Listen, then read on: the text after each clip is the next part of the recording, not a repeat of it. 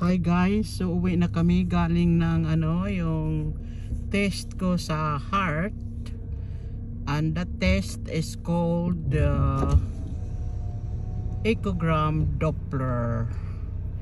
Ito pala ay yan ang clinic ng Salami Heart Vascular Clinic. Yan ang nila building dito sa Alabama. Yan, meron yan Salami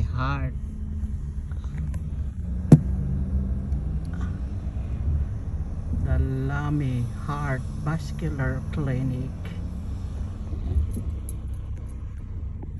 Ayan, nandito ako ngayon sa kanyang clinic kasi mayroon akong appointment sa month of June. At babalik naman ako sa sunod na isang araw. Magpa-echogram naman ako sa aking mga veins sa heart. Yung pala, yung echogram Doppler ay akala ko sa puso yan. Hindi pala yan sa puso, yung test na yan. Ang test na yan ay idaan pala yon sa mga feet yung malapit sa natin, malapit sa yung between the legs, between the thighs, dyan ang yung parang gel. Tapos mayroon silang computer, titingnan yon ang yung examination na ganon. Tapos before ako ng sonogram or anong pangalan yon sa ng mga heart, ay ini-interview ako kung ano ba yung nag-swelling ba daw ang feet ko. Yan ang niya. Tapos pinahubad ako pinahubad ako ng yung sa lahat ng pants ko. Tapos yan yung na lang, yung itaas ang natira.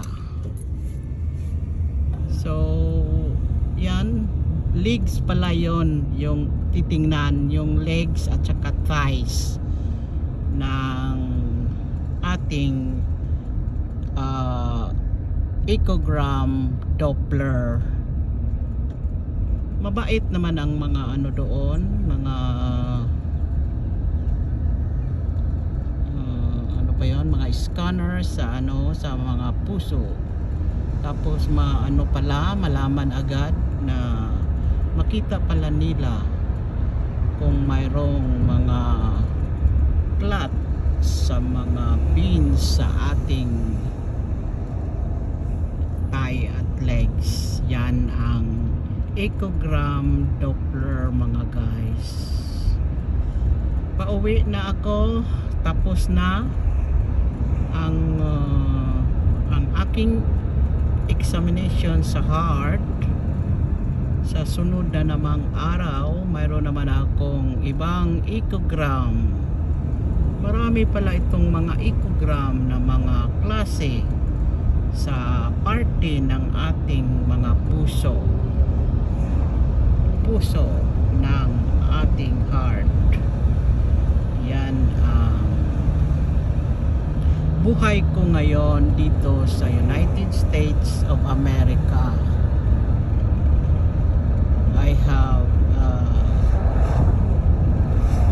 lots of physical exam pertaining in my heart mga guys.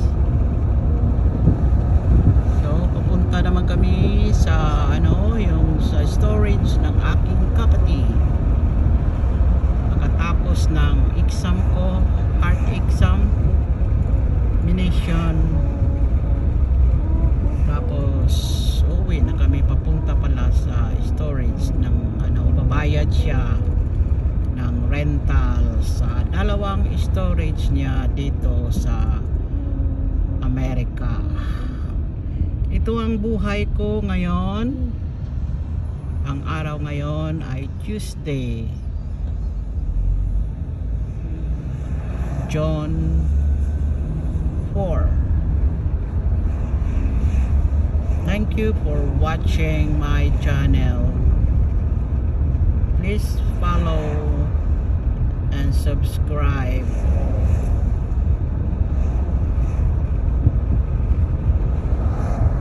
Yan, mahaba-haba talaga ang istorya ko ngayon.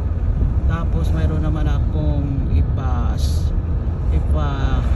pagbigyan kita ng mga informasyon kung ano-ano ang mga test ng ating katawan para malaman siya sa umpisa, tapos na ang doktor na ang magbigay ng anumang ibibigay sa ating katawan.